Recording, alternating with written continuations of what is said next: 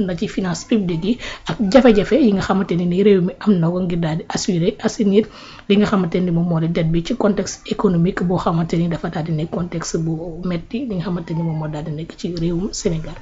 Alaaji Rawane naka nga daal di jàngatee boobee communiqué mi nga xamante ni dafay daal di jógee ci ministère des finances.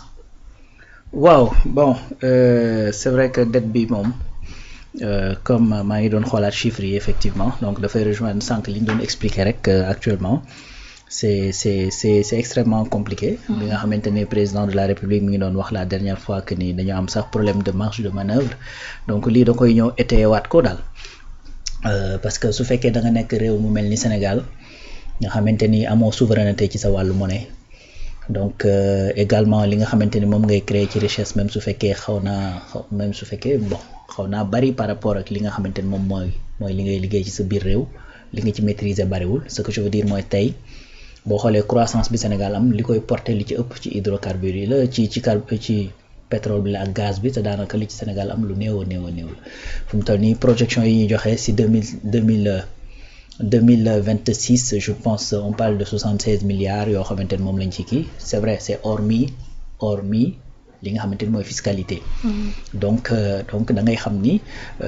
lu croissance bi bari fu mu toll nii on parle d'une croissance stabilisée à 8.4 ainsi de suite ben malgré tout ça da ngay gis ne sénégalais yëguñu ko bu baax parce que li koy porter moo tax. ñi ëpp ci ñi nga xamante ni ñooy liggéey croissance boobu duñu ay sénégalais. donc alal ji nga xamante ne moo ci ëpp ci li ñuy gagné sénégalais yi moomuñu ko tout simplement ay Woodside ngay dégg ak ay BPO ak ay ñoomin seen donc loolu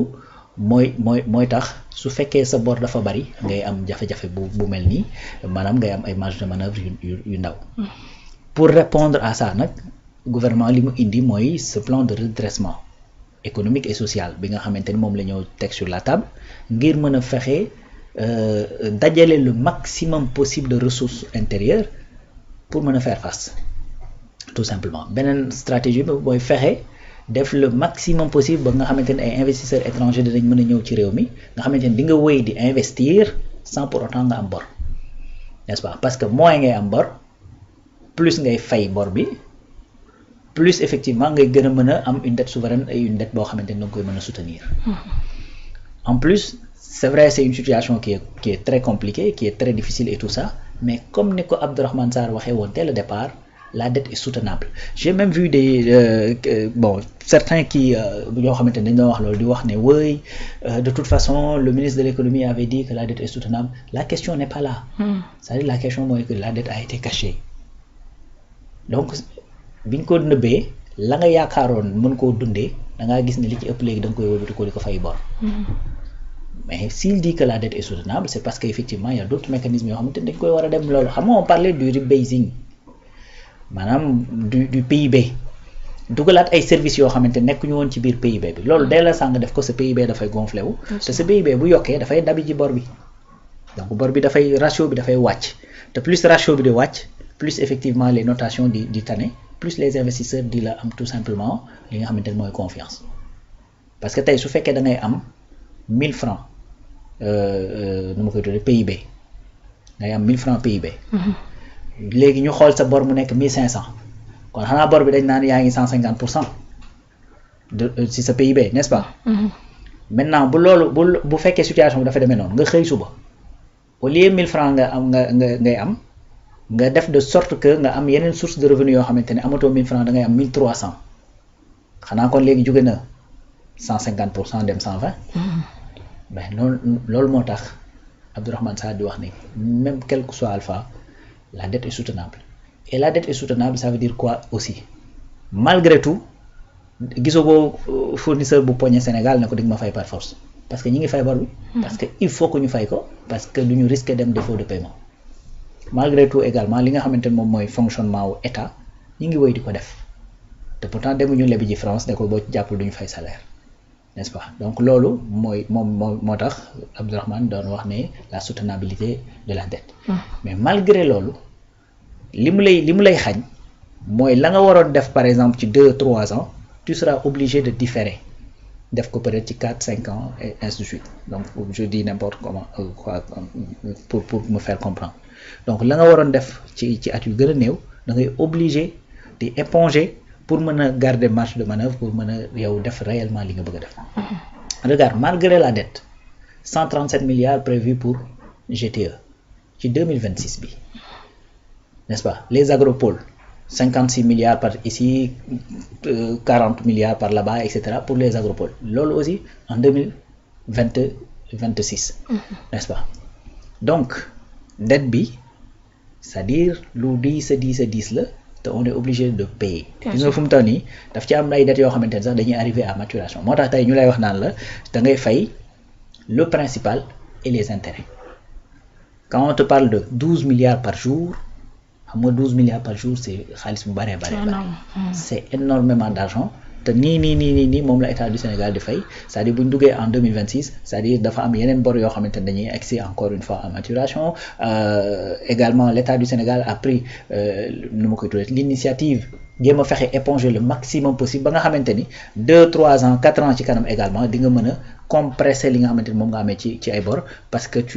tout simplement da ngay jéem a fay plus ci li nga amee bor di leb moins. pour mën a wàññi li nga xamante ni mooy bor bi loolu rek lañ mën a def. mënuñu def leneen beneen affaire bi ñu mën a def également te ñenn ñi di wax j'ai même vu xam naa loolu peut-être on va traiter ce soir ak yu demee noonu ay des gens qui disent que ni oui dañuy dem ci yoon parce que pourquoi ñu teg 1% ci nangam sangam affaire yi mais bon en fait ce pays là état dañ ko dénk pour muy def ay stratégie di xool yoon di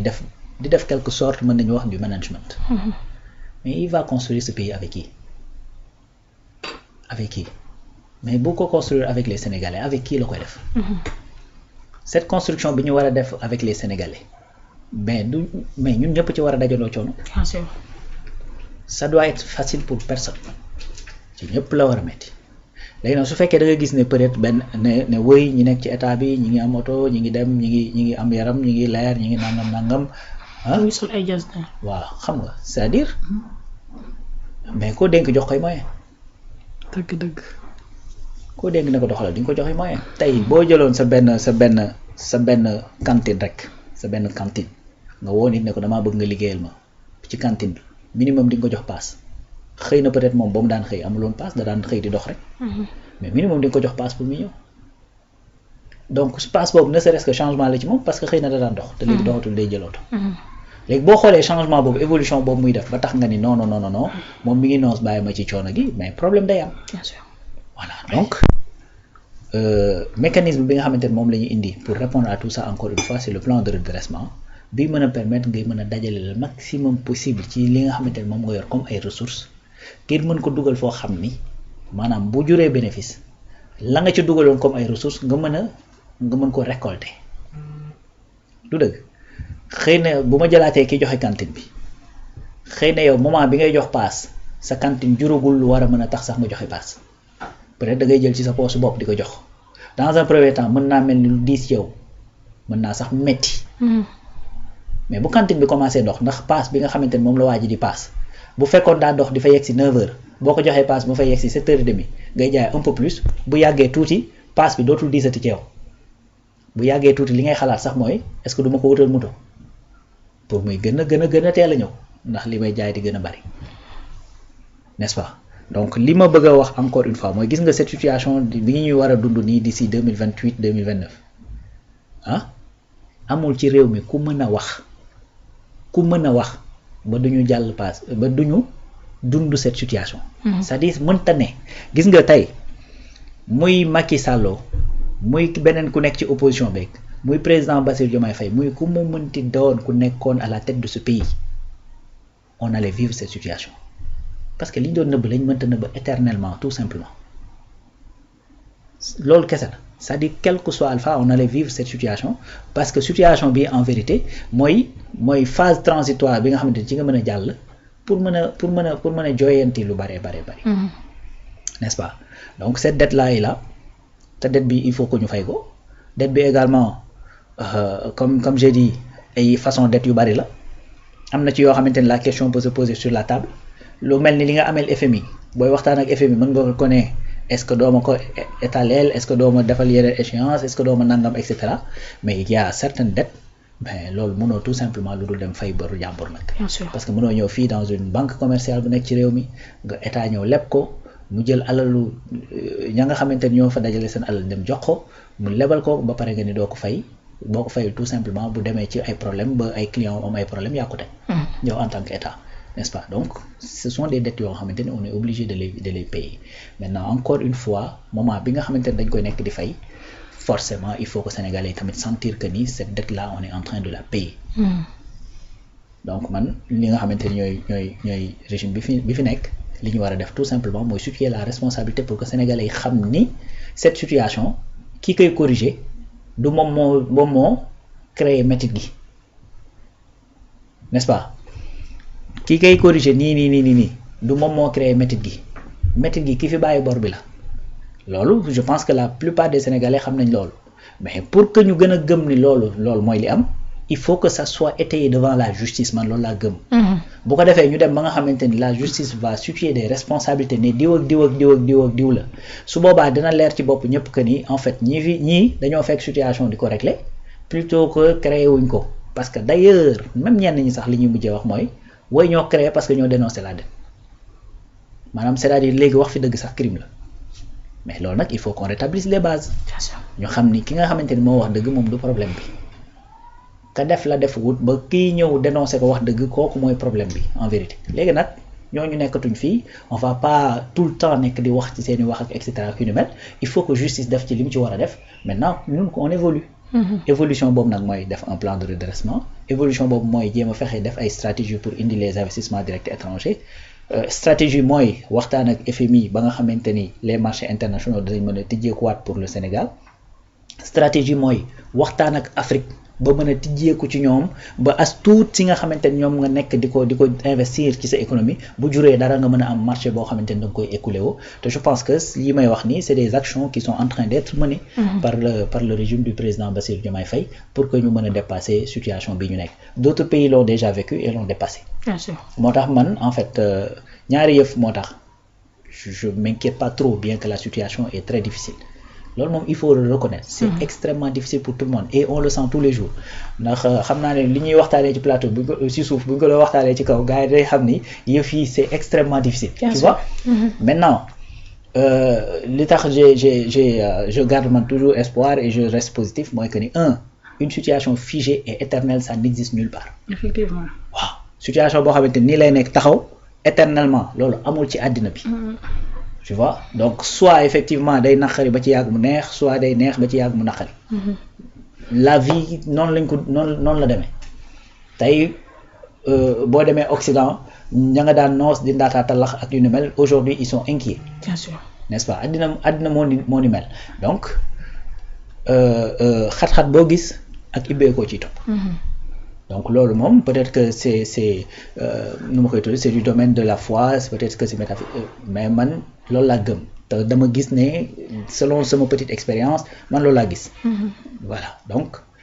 kon évolution dina am beneen affaire bi tax man j'ai espoir encore une fois il y a des pays yoo xamante ni ils ont eu ces problèmes et problèmes yooyu peut-être ñoo gënoon a pire Inde problème moo gënoon pire dañ doon dem ba naan dans 2 semaines wala nangam boo defee nangam ñu dem défaut de paiement. xam nga Sénégal tollul foofu. Argentine ils avaient ce problème la Grèce donc même je pense Irlande je crois aussi ils avaient ce problème yaa ngi dégg mais boo xoolee ñooñu ñëpp léegi c'est de l'histoire ancienne. Donc moo tax ma jàpp ne c'est ay étapes la et puis d'ici effectivement d'ici 2-3 ans effectivement dina évoluer et puis ça va changer de manière positive. Bien sûr alors Bintalé situation bi metti na li ñu war a fay bari na il va falloir que Sénégalais accepter li nga xamante ni moom moo di sacrifice